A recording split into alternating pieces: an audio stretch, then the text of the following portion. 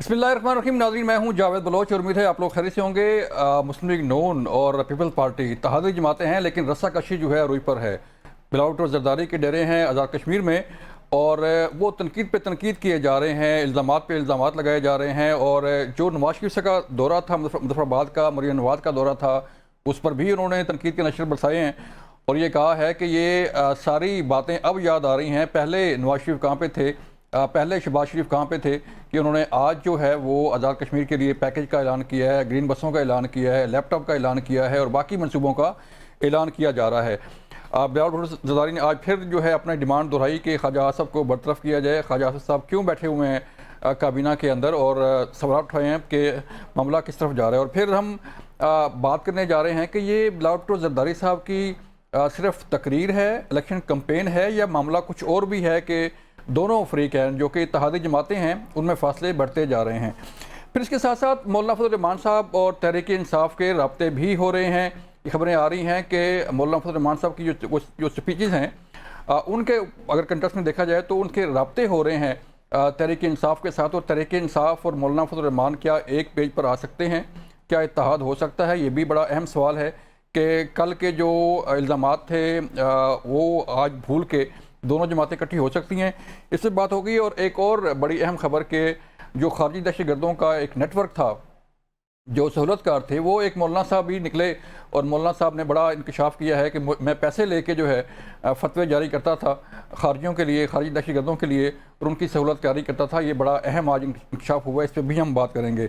हमें जान किया है सेंटर शहादत अवान साहब ने, आप पीपल पार्टी के सीनियर रहनुमा हैं, उनसे बात करेंगे। शाह साहब बहुत शुक्रिया वक्त देने का। सर बैरमान तंगी साहब मुस्लिम लीग नून से में ज्वाइन कर चुके हैं। तंगी साहब बहुत शुक्रिया आपके वक्त का। मोहम्मद यासर बलोच साहब ने ज्वाइन किया तहरीक इंसाफ से। यासर भाई आपका बहुत शुक्रिया। सेंटर साहब आप बताइएगा, कैंपेन जारी है वहाँ पे आज़ाद कश्मीर में, और बिलावल भुट्टो ज़रदारी साहब अगर हम देखें तो जो जीबी की कैंपेन थी उसमें भी काफ़ी उन्होंने बड़ा जोश खिताबत दिखाया और अब भी जो है वो काफ़ी मामला जो है आगे जा रहे हैं।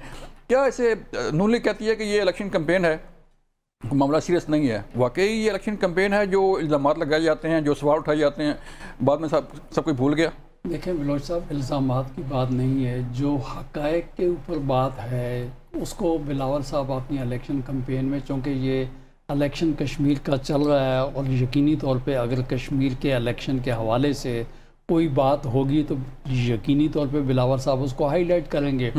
तो बात यह है कि मैं समझता हूँ जिस तरफ आपका इशारा है, सबसे पहला तो वो है ख्वाजा आसिफ साहब का जो बयान था उसको बिलावल साहब ने हाईलाइट किया कि अगर आप ये कहते हैं कि रावलाकोट वाले कश्मीरी नहीं हैं या घर बैठे लोगों को आज़ादी मिल गई और असल लोग वो हैं जो कि सियालकोट जो है वो उसका बॉर्डर क्रॉस करके अंदर आ गए हैं, तो यकीनी तौर पे बिलावल साहब का ये कहना बजा बनता था कि न सिर्फ इससे कश्मीर के लोगों की दिल आज़ारी हुई है बल्कि ये बात हक़ाइक़ से हट कर थी, इस वजह से कि चूँकि कश्मीर के लिए हमारी फोर्सेस ने, हमारे जानबाजों ने, वहाँ के कश्मीरियों ने बड़ी अपनी जानों के नजराने दिए हैं, हमने उनका साथ दिया है।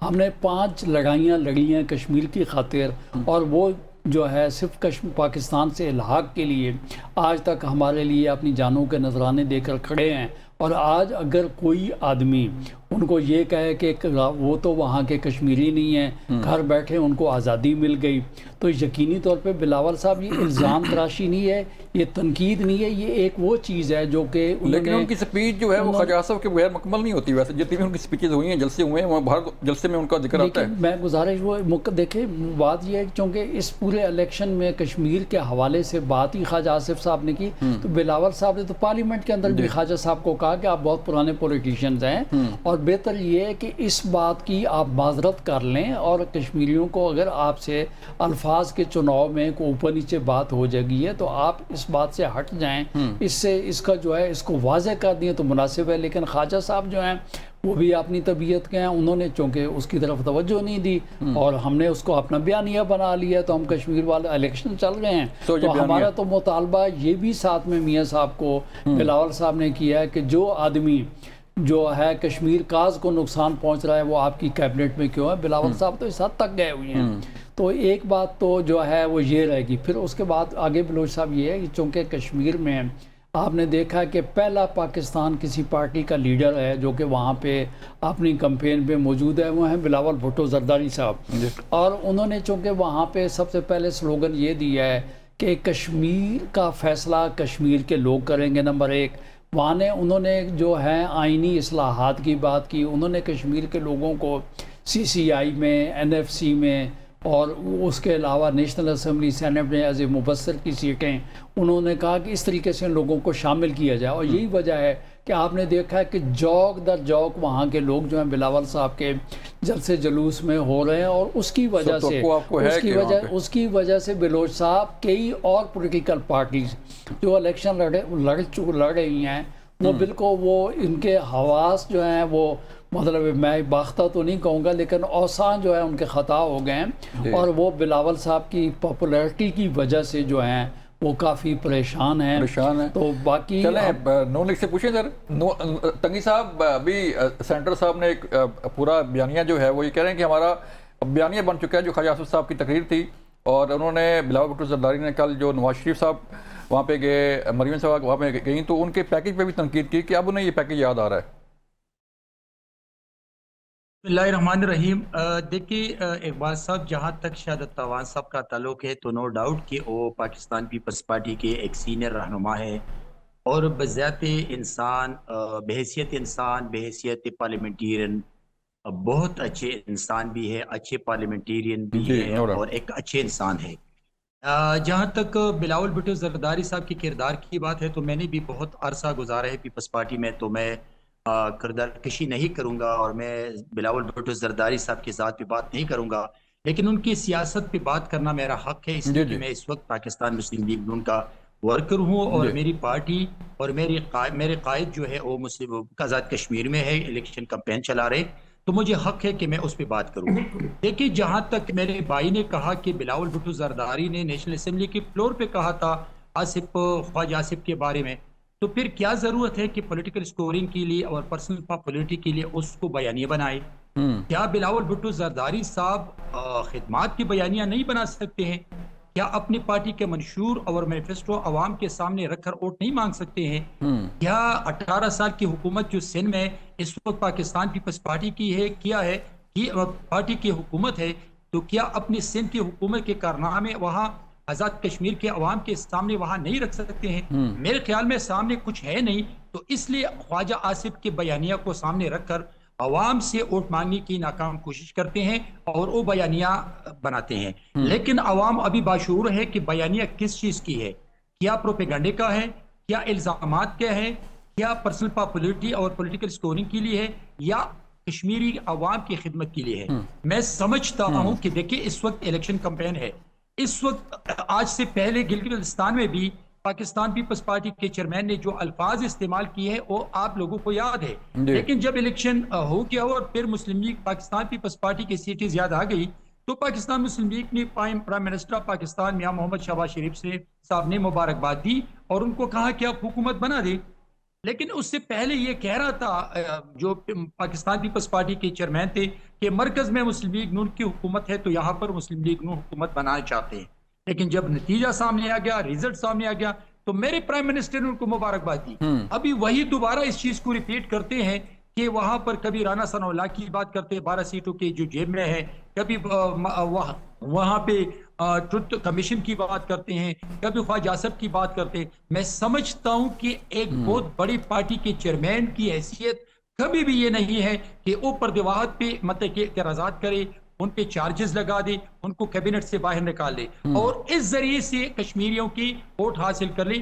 کشمیری باشعور ہے، وہ سمجھدار ہیں اور ان کو پتہ ہے کہ ہم نے کون سی پارٹی کو ووٹ دینا ہے، کون سی پارٹی کا جو منشور ہے اور اس کا مینیفیسٹو ہے وہ کشمیر کے لیے، کشمیری عوام کے لیے اور کشمیری عوام کے مستقبل کے لیے بہتر ہے. تو میں سمجھتا ہوں کہ اس وقت کمپین ضرور ہے. بے شک پیپلز پارٹی کے باقی لوگ یا وزراء یا ایم این اے یا سینیٹرز وہ اگر ایسے الفاظ استعمال کرتے تو کوئی حرج نہیں ہے، لیکن بلاول بھٹو زرداری صاحب کا جو سٹیٹس ہے وہ بہت بڑا ہے. ان کو منشور کی طرف توجہ دینا چاہیے، وہ مینیفیسٹو کی طرف توجہ دے، وہ کشمیر کے مستقبل کی بات کرے، وہ کشمیری عوام کی بات کرے.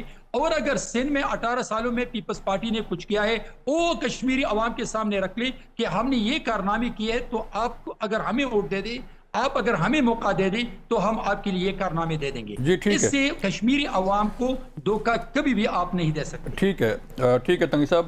یاسر بھائی آپ فرمائیے گا, آپ تو جی بی سے بھی آؤٹ تھے, تحریک انصاف اے جے کے سے بھی آؤٹ ہیں, نہ آپ بیٹھتے ہیں اسٹینڈنگ کمیٹیوں میں, نہ آپ پارلیمنٹ کا حصہ بنتے ہیں, تو تحریک انصاف کیوں بڑی دور بیٹھ کے جو ہے یہ سارا سسٹم سارا پروسیس ہوتے ہوئے دیکھ رہی ہے؟ بسم اللہ الرحمن الرحیم. سب سے پہلے تو میں مشکور ہوں جاوید بھائی آپ نے مجھے موقع دیا. جی جی. میں اپنے ان دونوں بھائیوں سے بسط احترام ایک گزارش کروں گا کہ نون اور پیپلز پارٹی کا جو آپس کا ساتھ ہے یہ سیم ویسے ہی ہے جیسے پچھلے دنوں میں ایک معزز صوبائی پارلیمنٹ کے ممبر تھے اور ایک معروف اداکارہ کا تعلق تھا, وہ ساتھ بھی تھے, چیٹ بھی کر رہے تھے, اپنے اپنے مفادات کو لک آفٹر بھی کر رہے تھے, اور ایٹ دی اینڈ انہوں نے ایک دوسرے کو کک بھی کروا دی. میرے بھائی میں تو گزارش یہ کروں گا کہ اب پاکستان میں ضرورت کسی بیانیے, کسی ایکٹنگ, کسی نعرے, وعدے, خوابوں کی نہیں رہ گئی. اب عمل کا ٹائم ہے. ٹھیک ہے. ان تجربہ کاروں کی حکومت کے 3.5-4 سالوں میں اس ملک کے حالات آپ کسی بھی شعبے کو اٹھا کے دیکھ, معامہ کو دیکھ لیں, آپ کشمیر کو دیکھ لیں, بلوچستان کو دیکھ لیں, آپ زراعت کو دیکھ لیں, آپ کسی بھی چیز کو اٹھا کے دیکھ لیں, تو میرے بھائی ہم کہاں پہ آ کے کھڑے ہو گئے ہیں. خدا کے لیے یہ ملک ہے تو ہم سب ہیں. یہ ملک اگر اس کی سالمیت پہ ہی کوئی سوالیہ نشان آتا ہے تو کہاں کی سیاست اور کہاں کا کسی کا کیا وجود رہ جائے. اور دوسری بات میرے بھائی جو آپ نے ابھی جو سوال کیا ہے, دیکھیں ہم ان الیکشنز کے اوپر ہی سوالیہ نشان رکھتے ہیں جب پاکستان تحریک انصاف جیسی ایک وہ سیاسی جماعت جو اس ٹائم پاکستان کی پاپولر ترین پارٹی ہے اس کو کارنر کیا جائے تو الیکشنز کے اوپر تو سوالیہ نشان آ گیا. تو یہ جو جمہوریت کا کھیل ہے یہ صرف اور صرف ان لوگوں کے اپنے ذاتی مفادات کا کھیل ہے. عوام کو کیا مل رہا ہے؟ عوام تو پس گئی. آپ کی ایجوکیشن دیکھ لیں. سر وہ کہتے ہیں یاسر بھائی دیکھیں آپ اگر پاپولر جماعت ہیں سر تو آپ میدان میں آئے نا. دیکھیں آپ کو ہمارے ساتھ ہر موقع پر ہمیں دیوار کے ساتھ لگایا جا رہا ہے. کوئی بھی آپ چیز اٹھا کے دیکھ لیں تو ہمارے پاس آپشن بچتی کیا ہے بائیکاٹ کے علاوہ؟ ہم ایک فیک پروسیس کا حصہ بن کے ہمیں ضرورت کیا ہے مجھے بتائیں. جب ہمیں پتہ ہے کہ ریزلٹ آنے ہیں من پسند تو آپ اس میں شامل ہو کے آپ تو پھر اس سارے پروسیس کو اون کر رہے ہیں. چلیں ٹھیک ہے یاسر بھائی بریک کا کہا جا رہا ہے. سینٹر صاحب میں پھر دوبارہ آپ کو بتاتا ہوں کہ معاملہ اب جائے گا کہاں پہ بریک کے بعد. ویلکم بیک ناظرین. سینٹر صاحب کیا توقع کیا ابھی جو ہے وہ اگر ہم آزاد کشمیر کا الیکشن دیکھیں جیسے جی بی میں آپ نے اکثریت حاصل کی, اپنی حکومت بنائی آپ نے, تو آزاد کشمیر میں کیا نظر آ رہا ہے کہ اب 3 مرحلے ہیں الیکشن کے؟ دیکھیں میں بلوچ صاحب سب سے پہلی بات تو یہ ہے کہ یاسر صاحب نے جو بات کی ہے کہ یہ دونوں پولیٹیکل پارٹیز آپس میں, اور انہوں نے جو مثال دی ہے اس کو پتہ نہیں جو ہے کہاں پہ لے جا کر انہوں نے کہاں جا کے جوڑا ہے. تو میرے خیال میں بہتر یہ ہوتا کہ جو لوگ جس شغل مشاغل میں رہتے ہیں ان کے خواب و خیال میں وہی منشیات, وہی نشے, وہی ٹیکے, وہ باتیں رہتی ہیں. تو ایک پولیٹیشین کے منہ سے ایسی مثال جو ہے وہ مجھے اچھی نہیں لگی. لیکن اب آپ نے کشمیر کے حوالے سے بات کی تو کشمیر کے حوالے سے میں بتاؤں, میں نے جیسے پہلے کہا کہ بات یہ ہے کہ یہ تو زبان زد عام ہے کہ جو کشمیر کا الیکشن ہے وہ بلاول صاحب جو ہیں وہ میں سمجھتا ہوں وہ سویپ کر چکے ہیں. وہاں کے لوگ جو ہیں انہوں نے اپنا فیصلہ جو ہے صادر کر دیا ہے. تو ہم یہ چاہتے تھے, بلاول صاحب نے یہ کہا, پی ٹی آئی کو یہ کہا, واقعی اس میں کوئی شک نہیں کہ پی ٹی آئی پاکستان کی ایک بڑی پولیٹیکل پارٹی ہے. تو ہمارا کہنا یہ تھا دیکھیں بات یہ گرم سرد وقت آتا رہتا ہے, آپ کو الیکشن کے اندر حصہ لینا چاہیے. یا تو یاسر صاحب آپ یہ کہیں کہ ان حالات کے بعد جو بھی کوئی الیکشن آئے گا ہم اس کو بائیکاٹ کریں گے, تب تو بات سمجھ میں آتی ہے. یا اگر یہ کہتے ہیں کہ ہمارے پاس نشان نہیں ہے اور جب تک نشان نہیں ہوگا ہم کوئی الیکشن نہیں لڑیں گے, تب بھی بات, اگر یہ بیانیہ آتا تب بھی یہ بات سمجھ میں آتی تھی. تو ان کو میرا کہنا یہ ہے کہ بحیثیت پولیٹیکل پارٹی ہم کہتے ہیں کہ ان دوستوں کو الیکشن میں حصہ لینا چاہیے تھا.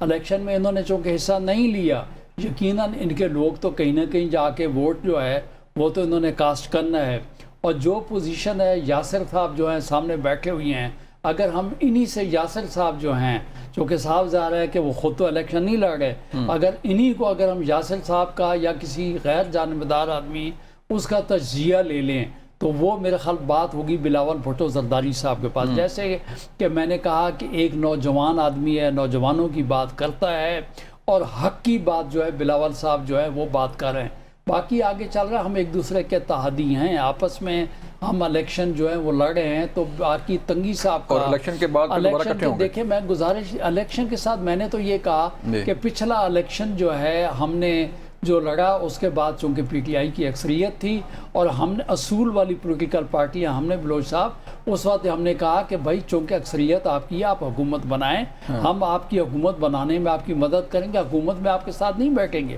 تو سیاست میں تو کوئی حرف آخر چیز نہیں ہوتی ہے.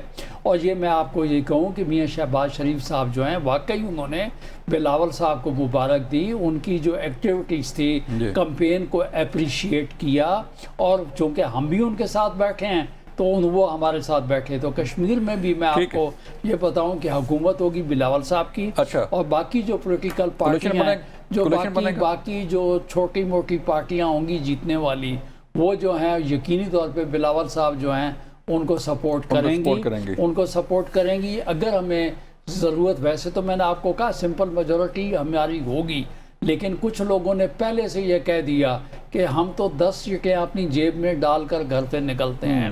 تو ہمارے تحفظات جو ہیں، تحفظات اور الیکشن میں شک و شبہات وہ انسان کے ذہن میں جاتے ہیں. تنگی صاحب آپ فرمائیے گا، پھر میں تجزیہ لیتا ہوں یاسر صاحب کا بھی، کہ جو شاہ صاحب نے کہا کہ وہی تجزیہ کر دیں کہ کون جیت رہا ہے. تنگی صاحب ابھی جو 10 سیٹیں، ٹھیک ہے رانا ثناء اللہ صاحب نے کہا کہ 10 سیٹیں میری جیب میں ہیں، اور یہ الیکشن میں ہوتا ہے کہ کینڈیڈیٹ جو ہے وہ کہتا ہے جی کہ گھر سے کتنے ووٹ لے کے نکل رہے ہیں. تو ابھی کیا صورتحال بننے جا رہی ہے سر؟ وہی بلاول بھٹو زرداری کی حکومت بنے گی، یا نواز شریف صاحب کا جو انہوں نے کل خطاب کیا، ان کی خواہش بھی تھی کہ وہ وزیر اعظم بن جائیں آزاد کشمیر کے؟ دیکھیے اقبال صاحب، آپ کے سوال سے پہلے میں پی ٹی آئی کے ساتھی کے سوال کی طرف آنا چاہتا ہوں. یہ بہت ضروری ہے کہ ہم عوام کو ان کے سیاست کے بارے میں بتا دیں. دیکھیے میرے پیپلز پارٹی کے ساتھی نے اس سینٹنس کو ان کو کنڈیم کیا، اور یہ اچھی بات ہے، تو میں اس طرف نہیں جانا چاہتا ہوں تاکہ ریپیٹیشن ہو جائیں. لیکن میں اپنے ساتھی کو بتانا چاہتا ہوں کہ 2024 میں جب آپ پاکستان میں الیکشن کرتے تھے، آپ کا منشور، آپ کا مینیفیسٹو، آپ کا پروگرام کچھ نہیں تھا. آپ لوگوں نے ووٹ لیا ہے مجرم قید 804 کی رہائی پہ، اور آج تک وہ نعرہ ہے کہ خیبر پختونخوا کے ایک ناکام سیاسی نابالغ، ایک نکما corrupt chief minister Sohail Afridi بار بار ٹاک شوز میں اور پریس کے سامنے کہتے ہیں کہ ہمیں لوگوں نے ووٹ اس لیے نہیں دیا کہ ہم عوام کی خدمت کریں یا خیبر پختونخوا کو دہشت گردی سے پاک کریں، بلکہ لوگ ووٹ ہمیں اس لیے دیا ہے کہ ہم اپنے مجرم قیدی کو، اپنے مجرم لیڈر کو رہا کریں. اور 18 امینڈمنٹ کے بعد جتنی بھی دولت ہے، عوام کی وسائل ہے، وہ مجرم کی رہائی پہ خرچ کریں. تو ابھی میں اپنے بھائی سے پوچھتا ہوں کہ گلگت بلتستان میں آپ کے ٹوٹل 3 لوگ کھڑے تھے، اور جب نتیجہ آ گیا تو آپ نے چھیننا شروع کیا کہ ہمارے 18 سیٹیں تھی. اس لیے کہ آپ کے پاس کوئی منشور نہیں تھا، عوام کا کوئی مینیفیسٹو نہیں تھا، کوئی پروگرام نہیں تھا کہ عوام سے ووٹ کس چیز پہ مانگے.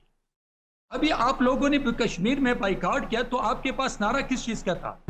آپ کو یہاں خیبر پاکستان میں تو آپ نے مجرم کی رہائی پہ ووٹ مانگا تھا، تو وہاں کشمیر پہ آپ کس چیز پہ ووٹ مانگیں گے؟ تو یہی آپ کے پاس نہ منشور ہے، نہ مینیفیسٹو ہے، نہ کوئی پروگرام ہے، آپ کی نہ پارٹی ہے. میرے بھائی نے کہا کہ پی ٹی آئی ایک بڑی پارٹی ہے.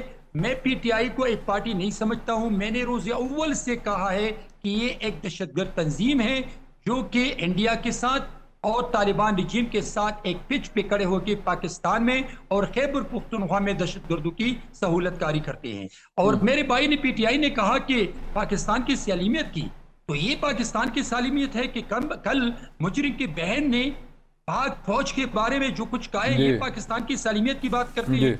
آپ نے کبھی سوچا ہے پاک فوج کے بارے میں؟ آپ کے مجرم جو سزا یافتہ مجرم ہے، جو جیل میں بند ہے، اس نے ہمیشہ پاک فوج کے شہداء کو گالی دی ہے، اس نے پاک فوج کے شہداء کے لواحقین کی توہین کی ہے، اس نے پاک فوج کو ہمیشہ تقسیم کرنے کی سازش کی ہے، اور انہی جرائم میں، انہی کرپشن میں آپ کا جو لیڈر ہے، اس سزا یافتہ مجرم ہے، وہ جیل میں پڑے ہیں۔ آپ کے پاس پاکستان کے عوام کے لیے کیا پروگرام ہے؟ آج خیبر پختونخوا میں آئے، آپ کی یہاں مغرب کے بعد لوگ گھروں سے نہیں نکل سکتے ہیں۔ جی تنگی صاحب آپ مکمل کریں، میں آتا ہوں۔ دہشت گردی 85% بڑھ گئی ہیں یہاں پر، جہاں پر بھی خودکش حملے ہوتے ہیں وہاں پر جو افغانی لوگ ہیں وہ مردار ہوتے ہیں، لیکن یہاں پر ایک کرپٹ نکما اور سیاسی نابالغ چیف منسٹر کہتے ہیں کہ اگر مرکزی حکومت ثبوت مانگتے ہیں کہ اس میں طالبان رجیم انوالو ہے تو ثبوت دے دے۔ جب یہاں چیف منسٹر طالبان رجیم کا نمائندہ بن کے بیٹھ جاتے ہیں تو یہاں پر میرے پاک فوج کے جوانوں اور پاکستان کے معصوم لوگ روزانہ شہید ہوتے ہیں، ان پہ خودکش حملے ہوتے ہیں۔ بالکل وہ ریڈ لائن ہے، ریڈ لائن ہے، بالکل پی ٹی آئی سہولت کاری کرتی ہے، اسی وجہ سے خیبر پختونخوا اور بلوچستان میں دہشت گردی بڑھ گئی ہے۔ ان کے پاس پروگرام کیا ہے کہ وہ الیکشن میں الیکشن میں حصہ لینے کے لیے کوئی پروگرام، کوئی منشور کا مینیفیسٹو ہے کہ وہ عوام کے سامنے رکھ لے اور عوام سے ووٹ مانگے؟ بالکل ٹھیک ہے۔ جی یاسر بھائی آپ کچھ کہنا چاہ رہے ہیں، بولیں، میں پھر سوال کرتا ہوں۔ میرے قابل احترام پختون بھائی ہیں، میرے خیال میں ان کا خیبر پختونخوا سے تعلق ہے۔ میرا ان سے سوال یہ ہے کہ یہ کس نے نعرہ لگایا تھا کہ یہ جو دہشت گردی ہے اس کے پیچھے ہے؟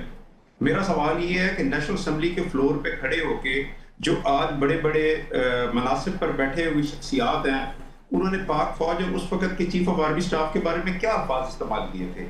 دیکھیں یہ لوگ جب اقتدار میں ہوتے ہیں تو یہ ان کا بیہیویئر ٹوٹلی ڈیفرنٹ ہو جاتا ہے، جب ان کو اقتدار نہیں مل رہا ہوتا تو ان کے الفاظ، ان کا مینیفیسٹو، ان کی ہر چیز وہ کسی اور اینڈ سے چل رہی ہے۔ لیکن ریڈ لائن کیا ہے یاسر صاحب، ریڈ لائن کیا ہے؟ کیا ہمارے جوان جو ہے وہ شہادتیں نہیں دے رہے؟ کیا ہمارے جوان جو ہے وہ بارڈر پہ اپنی جانیں نہیں نچھاور کر رہے، حفاظت نہیں کر رہے ملک کی؟ جو نورین نیازی کہتی ہے جی کہ یہ تو گٹ جوڑ تھا اور ملک کے حق پہ جو ہے انہوں نے سوال کیا، کیوں؟ جاوید بھائی میری گزارش سنیں، میرا گو کہ تعلق پاکستان تحریک انصاف سے ہے، میں اپنی پارٹی کے اندر بھی ان لوگوں میں شامل ہوں جو حق سچ کی بات کرتے ہیں، اور میں کبھی بھی پوائنٹ سکورنگ میں نے نہیں کی۔ دیکھیں یہ ہمارے ادارے، تو پھر آپ کنڈیم کریں نورین نیازی کا بیان جو ہے اس کو کنڈیم کریں۔ پھر آپ میرے لیڈر نے برملا یہ کہا کہ فوج بھی ہماری ہے اور پاکستان بھی ہماری ہے۔ دیکھیں پاکستان کو کسی ٹریک پہ مثبت لیول پہ ہم لوگوں نے لے کے آنا ہے نا، اور یہ تو نہیں ہو سکتا کہ کوئی باہر سے کوئی آئے اور وہ آ کے یہاں پہ پازیٹیو تبدیلی لے کے آئے۔ لیکن یہ سلسلہ ختم ہونا چاہیے کہ اگر ان کے اوپر کسی کا دست شفقت آ جائے اور ان کو اقتدار مل جائے تو یہ فوج میری فوج، اور جب نہ ملے تو اس کے بعد جو ہے یہ فوج پہ لان تان شروع کر دیں۔ میرے خیال میں فوج جو ہے وہ اس پاکستان کی ہے، فوج کسی فرد واحد کی نہیں ہے، فوج کسی ایک سیاسی جماعت کی نہیں ہے، اور فوج ہے تو ہم سب ہیں۔ ہمیں یہ دیکھنا چاہیے کہ بطور سیاسی جماعت ہم لوگوں نے آج تک کیا کیا۔ یہ بار بار منشور، مینیفیسٹو، 40-45 سال ہو گئے ہیں اس ملک کی عوام کے ساتھ تجربے کرتے ہوئے، خواب دکھلاتے ہوئے، ان کے ساتھ مختلف وعدے کرتے ہوئے، آج نیٹ ریزلٹ کیا ہے؟ پاکستان کہاں پہ کھڑا ہوا ہے؟ اس سارے سین کا ذمہ دار صرف 3.5 سال کی پی ٹی آئی کی حکومت ہے، اس کے بعد یہ سب لوگ یہ فارغ ہیں۔ تو میرے بھائی آپ جائیں عوام کے پاس، لوگوں سے پوچھیں کہ لوگوں کے اس وقت خیالات کیا ہیں۔ آپ کا پیٹرول کرائسس ہے، ٹاپ پہ ہے، آپ کا کسان جو ہے وہ رو رہا ہے۔ جو یہ کے پی کے چیف منسٹر کی بات کر رہے ہیں تو پنجاب میں تو ماشاءاللہ بہت تجربے کار سی ایم صاحب ہیں، ٹھیک ہے، ہمارے لیے وہ قابل احترام ہے، وہ خاتون ہے، میں کوئی رف لینگویج نہیں یوز کروں گا، لیکن مجھے بتایا جائے کہ پنجاب، میں اس وقت پنجاب میں بیٹھا ہوں تو جو پنجاب کے حالات ہیں وہ نظر نہیں آ رہا سب کو۔ یہ سلسلہ ختم ہونا چاہیے، ٹھیک یاسر بھائی پوائنٹ آ گیا، بھی کرنا چاہیے اور ہمیں ایک دوسرے کو کی اچھی بات کو اڈاپٹ کرنا چاہیے۔ ٹھیک ہے سر، پوائنٹ آ گیا، بریک کا کہا جا رہا ہے، ملتے ہیں بریک کے بعد۔